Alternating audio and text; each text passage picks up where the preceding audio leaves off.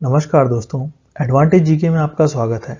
अगर आपको हमारा कंटेंट पसंद आ रहा है तो प्लीज़ हमारे चैनल को सब्सक्राइब करें और हमारे वीडियोस को लाइक करें। आज हम जो न्यूज़ डिस्कस करने जा रहे हैं ये हमारे पड़ोसी मुल्क चाइना से है। चाइना में अभी हाल ही में एक काफ़ी बड़ा सैंडस्टॉर्म आया और उसकी सिवियरिटी इतनी ज़्यादा थी कि पूरा चाइना धूल से ढक गया और उस सैंडस्टॉर्म के कारण विजिबिलिटी एकदम ना के बराबर हो गई और पोल्यूशन लेवल कई जगह तो एकदम 10 टाइम्स हायर हो गए। तो आज हम इसी न्यूज़ को डिस्कस करेंगे कि आखिर वहाँ पे इतना बड़ा सैंडस्टॉर्म आया कैसे और कहाँ से आया और इससे चाइना पे क्या असर पड़ा। तो चलिए इस न्यूज़ को देखते हैं। ये जो आप आर्टिकल देख रहे हैं ये न्यूयॉर्क टाइम्स का ही एक आर्टिकल है। इसमें बताया गया है कि ये जो सैंडस्टॉर्म है ये कहा जा रहा है कि इस डेकेड का जो है चाइना में सबसे बड़ा सैंडस्टॉर्म है।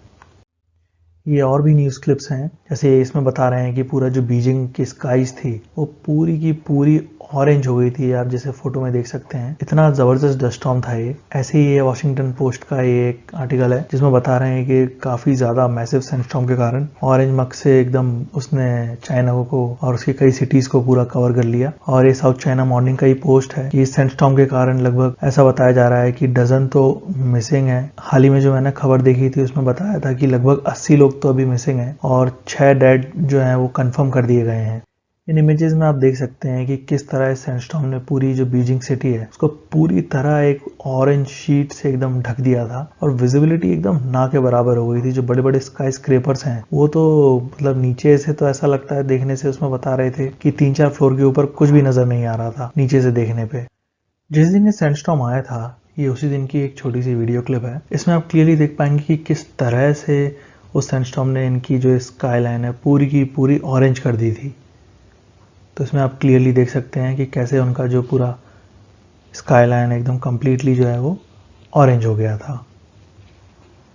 अभी हम इस न्यूज़ का डिटेल में एनालिसिस करेंगे। ये सैंडस्टॉर्म जो है डेकेड का सबसे बड़ा सैंडस्टॉर्म जिसे बोल रहे हैं इस लेवल का था कि यहाँ पे कई सारी जो फ्लाइट्स थी इस सैंडस्टॉर्म के कारण इनको तो है कैंसिल करना पड़ा और कई सारे स्कूल बंद करने पड़े। इतना लंबा ट्रैवल करके आया था ये सैंडस्टॉर्म कि इसने मतलब फार वेस्ट से अफेक्ट करना स्टार्ट किया। चाइना की जो प्रोविंसेस जिनजियांग उधर से अफेक्ट करना स्टार्ट किया और नॉर्थ ईस्टर्न में आके बाहाई सी तक जो है इसका इफेक्ट देखने को मिला। और ये जो स्ट्रॉन्ग विंड जो आई थी जो सैंड लेके आई थी, नासा ने पता किया तो पाया कि जो टकलमाकन डेजर्ट है वहां पर से जो है इसका ओरिजिन निकला कि वहां से जो है ये सैंडस्टॉर्म जो है पूरा की पूरा धूल लेके चाइना में, पूरे नॉर्थ ईस्टर्न चाइना में, इनर मंगोलिया साइड पे पूरे में फैल गया था। और इसी के कारण फिर जो है चाइना के एडमिनिस्ट्रेशन को पूरा येलो अलर्ट जो है घोषित करना पड़ा और पोल्यूशन लेवल तो इस कदर बढ़ गया था। आप इसमें देख ही सकते हैं जो PM10 का लेवल है वो नॉर्मली जो है वो गुड कंसीडर किया जाता है 0 से 54 पे और मॉडरेट कंसीडर किया जाता है 55 से 154 पे। पर जो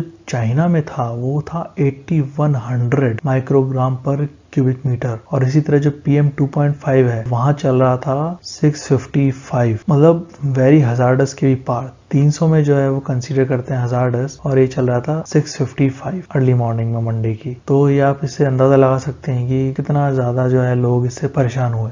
सैंडस्टॉर्म होता क्या है? सैंडस्टॉर्म एक काफी ज्यादा कॉमन मेट्रोलॉजिकल जो है वो एक हजार्ड है जो एरिड और सेमी एरिड रीजन में ज्यादातर देखने को मिलता है। यूजुअली जो है ये मतलब थंडरस्टॉर्म से कॉज होते हैं या फिर कोई स्ट्रॉन्ग प्रेशर ग्रेडियंट कहीं पे डेवलप हो जाए और जिससे साइक्लोन बन जाए तो ये वहां पे जो है वहां से स्टार्ट होते हैं और फिर काफी छोटे लेवल पे स्टार्ट होते हैं, लेकिन जैसे ही थोड़ा इनको वाइड एरिया मिलता है और विंड स्पीड बढ़ती है तो ये अपना काफी बड़ा विशाल रूप ले लेते हैं। ये जो प्रेशर ग्रेडियंट के कारण स्ट्रॉन्ग विंड जो एकदम वहां पे बन जाती है ये काफी ज्यादा अमाउंट में सैंड और डस्ट को जो है अपने साथ ले लेती है, क्योंकि अब डेजर्ट वाले एरिया में ज्यादा चीजें होती हैं तो वहां पे तो एकदम ड्राई सॉइल होता है, ग्रीनरी होती नहीं है, सॉइल किसी चीज से जो है होल्ड किया हुआ नहीं होता है। तो ये पूरा की पूरा जो सैंड और डस्ट है ये विंड के साथ उठ जाते हैं और उसी के साथ चल के कई हजारों किलोमीटर जो है वो ट्रैवल करते हैं। कई बार तो ऐसा देखा गया है कि टकलामकान डेजर्ट से जो है सैंड पार्टिकल्स जो है, डस्ट पार्टिकल जो है वहां एकदम फार वेस्ट से उठे और कई बार जो है ये पैसिफिक में भी पाए गए हैं। तो ये मतलब हजारों किलोमीटर का डिस्टेंस भी ट्रैवल कर लेते हैं विंड के साथ। एक बार जो ये डस्ट पार्टिकल्स जो है वो सरफेस से जो है अगर ये उठ जाते हैं तो तो जैसे साइक्लोन में भी अपड्राफ्ट होता है या काफी ज्यादा प्रेशर ग्रेडियंट हो तो उसके कारण कोई हैवी अपड्राफ्ट हो, कन्वेक्टिव अपड्राफ्ट में एक बार ये आ जाते हैं तो ये ट्रोपोस्फियर के एकदम हाई लेवल पे पहुंच जाते हैं और वहां पे विंड की स्पीड काफी ज्यादा तेज चलती है, तो ये उसमें एकदम टर्बुलेंटली मिक्स होके काफी लंबा डिस्टेंस जो है वो इजीली ट्रैवल कर लेते हैं। और इनका जो टाइम ट्रैवल है वो डिपेंड करता है इसकी साइज पे और मेट्रोलॉजिकल कंडीशन कैसी बनी है। जो हैवी पार्टिकल होते हैं वो तो धीरे धीरे सेटल होने लगते हैं, पर जो छोटे छोटे पार्टिकल हैं वो और लंबा जाते हैं जाते हैं। ज्यादातर जो डस्ट है जो ईस्ट एशिया पहुंचती है वो या तो टकलामाकन से आती है या बदेन-जुरैन से आती है या टेंगर से आती है या फिर गोबी डेजर्ट से आती है। इन डेजर्ट से ही ज्यादातर जो है ईस्ट एशिया में डस्ट पहुंचती है और इन स्टॉर्म्स के कारण काफी बार वहाँ पे एयर क्वालिटी के इश्यूज देखने को मिलते हैं। इन्हीं फ्रीक्वेंट सैंडस्टॉर्म के चलते चाइना ने 1978 में एक 3 नॉर्थ शेल्टर बेल्ट फॉरेस्ट जो है जिसे ग्रेट ग्रीन वॉल भी कहा जाता है वो मिशन स्टार्ट किया था। तो ये जो है 3000 माइल के एक्सपेंस में कुछ 88 बिलियन ट्रीज लगाने के लिए उन्होंने थाउजेंड्स ऑफ वॉलंटियर्स को जो है उन्होंने इस मिशन में शामिल किया था कि 50 साल में उनको 88 बिलियन जो है वो ट्रीज वहां पे लगाने हैं। तो इसका जो मेन एम था वो था कि नदर्न चाइना को, इनर मंगोलिया वाला रीजन है, उस एरिया को जो है गोबी डेजर्ट के एनक्रोचमेंट से बचाना था। तो इसके लिए इन्होंने ये ग्रेट ग्रीन वॉल बनाने के लिए एक मिशन बनाया था। बीजिंग में जो है इसी तरह का जो काफी बड़ा एक सैंडस्टॉर्म इससे पहले जो है इस लेवल का वो 2015 में जो है वो गोबी डेजर्ट के यहाँ से आया था। तब भी ये सैंडस्टॉर्म के कारण काफी ज्यादा पोल्यूशन हुआ था और एयर क्वालिटी इंडेक्स जो है वो 895 तक चले गया था। टकलामाकन जो डेजर्ट है तारिम बेसिन में है और जो टकलामाकन डेजर्ट है वो एक काफी ज्यादा मतलब कंसीडर किया जाता है कि वार्मेस्ट और ड्राइस्ट डेजर्ट में से है और इसकी जो रैंक होती है वर्ल्ड में एकदम लार्जेस्ट शिफ्टिंग सैंड डेजर्ट में करी जाती है, क्योंकि इसका जो 85% जो है डेजर्ट फ्लोर वो पूरा जो है वो सैंड ड्यून से ही कवर है और किसी की सैंड ड्यून्स की हाइट तो 650 फीट तक है। और ये जो सैंड ड्यून है वो काफी ज्यादा जो है डस्ट स्टॉर्म के लिए मटेरियल प्रोवाइड कर देते हैं। तो यहाँ से काफी बार देखा गया है कि सैंडस्टॉर्म ओरिजिन होते हैं इस एरिया से।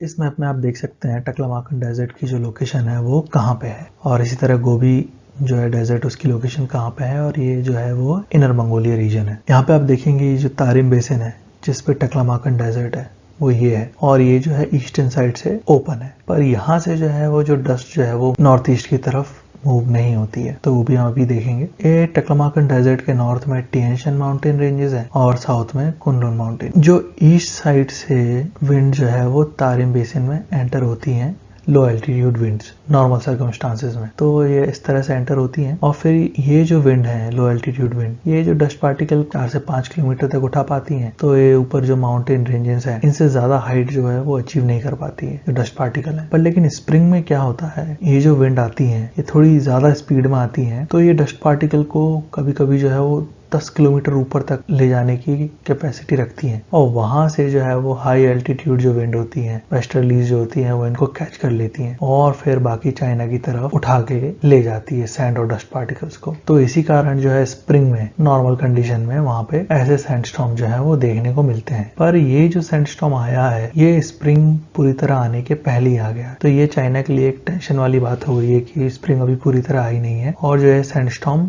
अभी से ही आ गया है। इस इमेज में आप देख सकते हैं ये इसी जो सैंडस्टॉर्म अभी आया है 15 तारीख को कि ये सैटेलाइट इमेज है बनाई गई कि कैसे तारिम बेसिन से विंड जो है वो पूरा डस्ट स्टॉर्म लेते हुए ये पूरा की पूरा बीजिंग से होते हुए ये पूरा बहाई सी तक पूरे इस एरिया में कितना बड़े लेवल पे डस्ट स्टॉर्म लेके आई। और ये जो बहाई सी है आप ये ऊपर वाले मैप में देख सकते हैं, इस वाली सी को बहाई सी बोलते हैं और ये जो है काफी सारी सैटेलाइट इमेजेस को कलेक्ट करके एक विजुअलाइजेशन बनाई गई है इस वाले जो 15 तारीख को जो सैंडस्टॉर्म आया था उसी की। ये देख सकते हैं आप ये जो येलो पूरा जो बता रहा है ये सैंडस्टॉर्म कैसे पूरे की पूरी एरिया में कैसे फैला। अब क्योंकि ये सैंडस्टॉर्म इतना बड़ा था तो ये चाइना तक तो सीमित रह नहीं सकता था, तो ये बहाई सी भी पार करते हुए साउथ कोरिया में भी और नॉर्थ कोरिया में भी एंटर हो गया। तो आप ये देख सकते हैं कोरियन न्यूज पोर्टल का एक ये आर्टिकल है कि उनका भी वर्स्ट सैंडस्टॉर्म है 10 साल में। और ये नीचे ये भी बताया गया है एक और आर्टिकल है powerful yellow dust storm blow into Korea, और कोरिया वालों ने चाइना पे ब्लेम लगाते हुए बोला कि इसका ओरिजिन जो है वो चाइना में है तो इसकी रिस्पॉन्सिबिलिटी भी चाइना की होनी चाहिए। पर चाइना ने इसको एकदम सिरे से खारिज कर दिया है कि ये जो है हमारे यहाँ से ओरिजिन नहीं है, ये और वेस्ट साइड से आया हुआ है। तो अब जो है इसके ऊपर भी ब्लेम गेम जो है वो स्टार्ट हो चुका है। उम्मीद करते हैं आपको इस वीडियो से काफ़ी कुछ सीखने को मिला होगा। अगर आपको ये वीडियो पसंद आए तो प्लीज़ इस वीडियो को लाइक करें और अपने दोस्तों के साथ शेयर करें, और हमें इसी तरह इंस्पायर करते रहें कि हम और अच्छा कंटेंट बनाएं और अपने आप में इम्प्रूवमेंट लाएं। किसी प्रकार की कोई कमी लगी हो तो आप प्लीज़ कमेंट करके हमको ज़रूर इन्फॉर्म करें। Thank you.